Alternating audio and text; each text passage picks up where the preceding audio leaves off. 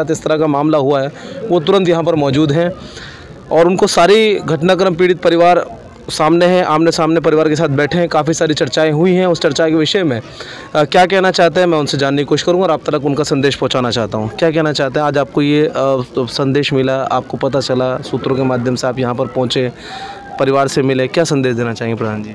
अभी ग्रुपों में आपकी खबर चल रही थी तो मैंने देखा कि मेरे परिवार के साथ ये घटना घटी है, तो आज हम सब पीड़ित परिवार के साथ खड़े हैं।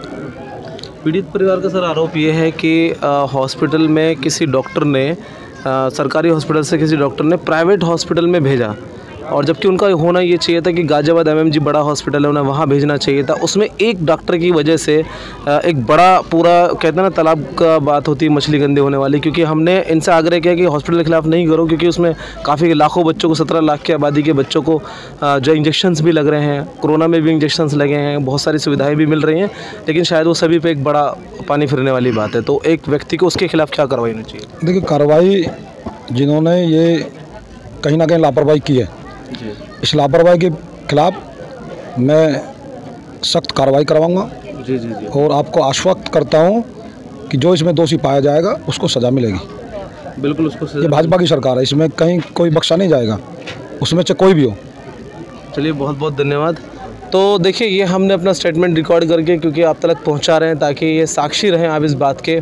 अच्छा, एक बात और भी है प्रधान जी कि पिछले नगर पालिका के अंदर आप देख रहे हैं, आप जिस जगह बैठे हैं यहाँ एक खड़ंजा तक नहीं है।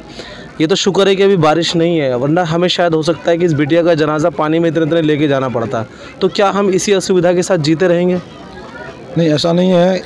पिछले 10 वर्षों में नगर पालिका ने कहीं ना कहीं योजना के तहत काम नहीं किया और यही कारण रहा कि भाजपा से वो बाहर हो गए हैं। भाजपा ने उनको दूर करने का काम किया है, क्योंकि नगर पालिका की सबसे पहली जिम्मेदारी होती है प्रमुखता से उन्हें जल निकासी का कार्य करना था, नहीं करा पाए। लोनी की जनता ने उन्हें बार बार जवाब देने का मन बनाया। पिछली बार भी उन्होंने सरकार के खिलाफ चुनाव लड़ा, तब भी जमानत उनकी जब्त हुई है और अब फिर वो इस चुनाव में आए हैं। लोनी की जनता का एक ही मत है कि उन्होंने लोनी का बहुत नुकसान किया है और जैसे आपने लगातार देखा है, लोनी की देवतुल्य जनता बहुत सज्जन है। गलियों में खरंजे के ऊपर खरंजा लगते चले गए। जिन्होंने 5 साल पहले मकान बनाया था, आज उसका 5 साल में ही 4 फुट खड्डे में है। उसने 4 फुट ऊंचा उठा के बनाया, लेकिन 4 फुट खड्डे में। कारण ये था कि खरंजे के ऊपर खरंजा लगते चले गए, सीवर लाइन डली नहीं, पानी की निकासी की व्यवस्था हुई नहीं, तो मकान सभी के नीचे हैं। वापस इस मुद्दे पर आते हैं सर, क्योंकि ये तो भी राजनीतिक वो चला जाएगा। एक और अहम बात यह है कि एक छोटी सी मासूम बच्ची को वो दुनिया में छोड़कर रुखसत हो चुकी है, जो महज अभी 1 दिन की 2 दिन की है, दूसरा दिन आज बच्ची का इस दुनिया में। एक मेरा बड़ा सवाल ये भी है, मुख्यमंत्री योजनाओं के अंतर्गत लगभग कन्याओं के लिए 194 योजनाएं हैं जो पोर्टल पे मौजूद हैं, लेकिन अक्सर हमारे लोगों को ना तो चेयरमैन की तरफ से बताया गया, ना यहाँ के पूर्व सभासदों की तरफ से बताया गया।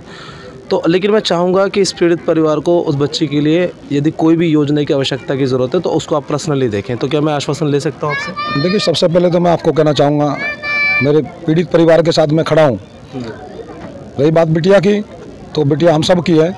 उसके लिए मुझे जो भी आवश्यक योगदान होगा मैं वो करूँगा और सरकार मेरी कन्याओं के लिए बहुत कुछ करती है, अनेकों योजनाएं बना रखी हैं, उन सब का भी उस बिटिया को लाभ दिलवाऊँगा, ये मैं आश्वस्त करता हूँ। चलिए, बहुत बहुत धन्यवाद।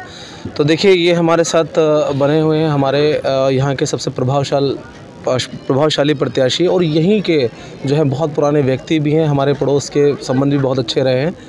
तो मैं आपको कहना चाहता हूँ कि तमाम राजनीति से ऊपर उठ के, हालांकि इस न्यूज़ का इम्पैक्ट और इफ़ेक्ट दोनों ही तरीके से पड़ सकता है, क्योंकि इस वक्त 17 लाख की आबादी तमाम इम्पोर्टेंट है, लेकिन इन्होंने इन तमाम भेदभावों से ऊपर उठ के इस समाज में, अपने परिवार में बिना डर बिना भेदभाव के ये मौजूद है और हमारी लाइफ पर कवरेज कर रहे हैं चैनल पर। मैं चाहता हूँ इसमें एक तो ट्रेन डॉक्टर जो है, एक तो अपनी जिम्मेवारी देखे वो, दूसरा यहाँ पे सुविधाएं लाए ज़्यादा, सुविधाएं देखी जाए। और दूसरा, जहाँ पे इस बिटिया का लड़की का ट्रीटमेंट हुआ है प्राइवेट हॉस्पिटल में, उसकी भी जांच करी जाए, उसके पास क्या डिग्री है और उसे मान्यता कैसे मिली है, उसकी भी जांच होनी ज़रूरी है। इनके साथ न्याय होना चाहिए। नहीं, लेकिन आपके पास नीचे से लेकर ऊपर तक भाजपा का तंत्र है और पूरे भाजपा के तंत्र में एक बड़ा सवाल ये है, तो क्या आप कार्रवाई में परिवार के साथ जाएंगे एफआईआर करवाने के लिए? एक बड़ा सवाल। बिल्कुल, मैं सच्चाई के साथ हूँ और ये पीड़िता मैं इनके साथ बिल्कुल खड़ा हूँ। इसमें आपका टिकट कट सकता है भाजपा का? टिकट जरूरी नहीं है, पहले समाज जरूरी है। चलिए, बहुत बड़ी बात कह दी है यहाँ पर कि ये भाजपा के प्रत्याशी हैं, शायद यही वजह है कि इनको इतना समर्थन और इतना प्यार मिल रहा है कि इन्होंने बोल दिया कि टिकट भले ही कट जाए तो कट जाए, लेकिन मैं इस गलत तंत्र के खिलाफ यदि कुछ भी मेरे क्षेत्र में होगा मैं साथ खड़ा रहूंगा। और एफआईआर में भी यदि परिवार एफआईआर कराना चाहेगा तो सबसे पहले शायद, अगर मैं आपके शब्दों को पूरा कर रहा हूँ, तो आप साथ होंगे। बिल्कुल साथ है और उनकी जांच भी होनी चाहिए, लापरवाही कहाँ कहाँ हुई है। चलिए ठीक है, हमारे इस चैनल को, इस न्यूज़ को, इस खबर को इतना फैलाइए कि ऐसे आपराधिक डॉक्टर जिनकी साठगांठ प्राइवेट हॉस्पिटलों से होती है उनको तुरंत जेल के सलाखों के पीछे पहुंचे, ताकि ये पूरे देश के अंदर एक बड़ा मैसेज जाए उत्तर प्रदेश के वारिस अशोक विहार से।